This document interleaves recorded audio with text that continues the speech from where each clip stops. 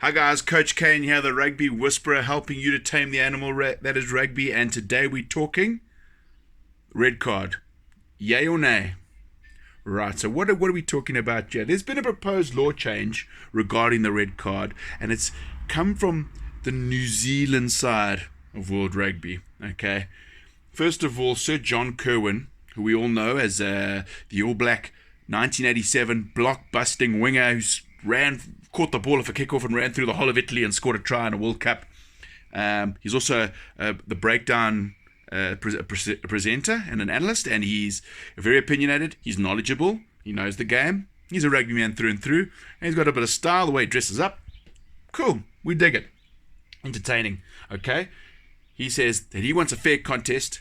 He wants the game to not be affected so much by a red card. Okay.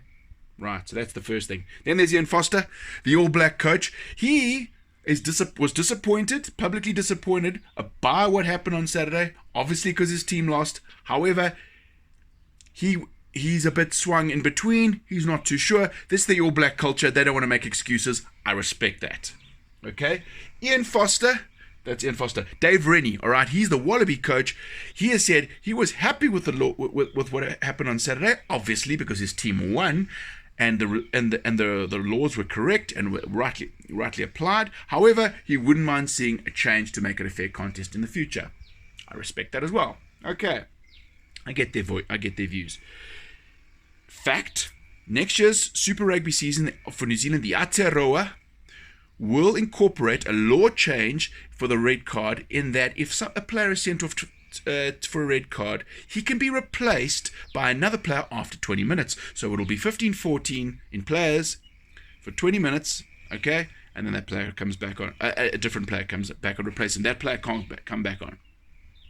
So basically what they're saying is they're penalizing the player but not penalizing his team as much as they would before. Pretty sure rugby's a team sport though. I'm pretty sure a knock-on affects the whole team and that the team loses. Let's get back to that. Okay. I have a problem with this. And the biggest problem I have with this is, who does this law change affect? And who does it suit the most? Well, let's look at, to get that answer, you need to look modern rugby history. Okay, we're talking from 1996 onwards. Nobody cares what happened in the 80s, all right? Yeah, we're not here for flower bombs. Which team has perpetrated the most? Which team has got the most red cards? Okay, that's easy. That's South Africa. Okay, we're talking James Small, 1990. That's even before that. He got in 1992 or 1993, 1994, something like that. He was somewhere around there. Okay, 1993. That's right. Okay, but let's go through them. There's been the Springbok got sent off at Twickenham against the English. There's James Dalton in the World Cup. Okay, that's also before 1996. But just in general, the Springboks have had more red cards. Okay, so we're going to give that. They all know. However, the Boks took it on the chin, not in that they were happy with the decision. They just took it on the chin. They had a red card, and that was it. They didn't try and propose a law change. Okay, and since Damian de Allende got a red card in 2017 for a second yellow offence, okay, the Springboks have been pretty squeaky clean. If you look at last year's season, 2019, they got nowhere near a red card. I mean, getting a yellow was a bit of a shock for everybody. Okay. So the Springboks have cleaned up their act. All right. However, the All Blacks have done the opposite. Now, I just want you to cast your mind back for the All Blacks. If we look at from 2010 to 2015, rugby results, nobody could stand next to the All Blacks. They were the best team. Also, to go with that, how many times did they get red cards in that period? I can't remember any. Okay. Then going forward, all of a sudden, in the second test match against the British and Irish Lions, Sonny Bill Williams puts his shoulder into a guy's face and gets sent off. Quite rightly so. Wrong tackle technique. Just remember that word, or that term. And it affects the match, and the All Blacks lose. Okay. They're crying about it. It hurt the contest. Sonny Bill's off. Now we're playing with 14. Boo-hoo. Poor All Blacks. Boo nothing. He put his shoulder to the guy's face. He deserved to go off, and it affects, and you've got to adapt. This is professional rugby.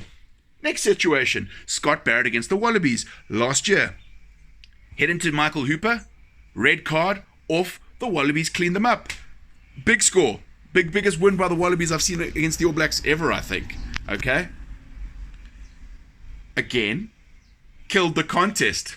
Okay, it killed the contest, but whose fault's that? Who killed the contest? Scott Barrett killed the contest for his teammates. Okay? Again, putting a shoulder into a guy's face. Tackle technique. Next situation, Tuangafasi. Okay, and now it wasn't just Tuangafasi, because before the first half finished, the Wallabies received a red card, which actually made it equal. All right. So my point is this. Okay, my point is this. Whose fault is it that guys are getting sent off? It's not the referee's fault. They're applying the laws. Okay? And if the Springboks can be so good with their tackle technique that they don't even come close to getting a red card, why can the All Blacks not do the same thing? Why do they have to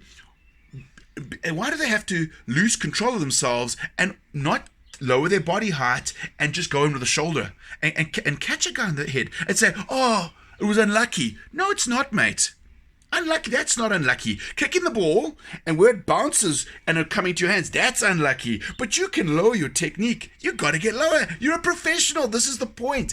They're trained, paid, skilled professionals, skilled in inverted commas. They're not skilled at the moment with the All Blacks. They're not. A lot of it happens, and I've even seen in Aotearoa and Mitre 10 Cup. I don't think those rules are enforced harshly enough. That is where you got to go. And I've even seen with South African Super Rugby, JJ Finnemesh for the Sharks didn't get his head low enough. His head clashed with the opposite player. He didn't even get a yellow card. I don't know how that's the law. I don't know how. They can't mitigate those circumstances. Minimum, he's got to be yellow, if not red. So that is how you're going to propose the law change. My point is this, guys. My point is this. They are professionals. They must adapt. Get lower or get off the field.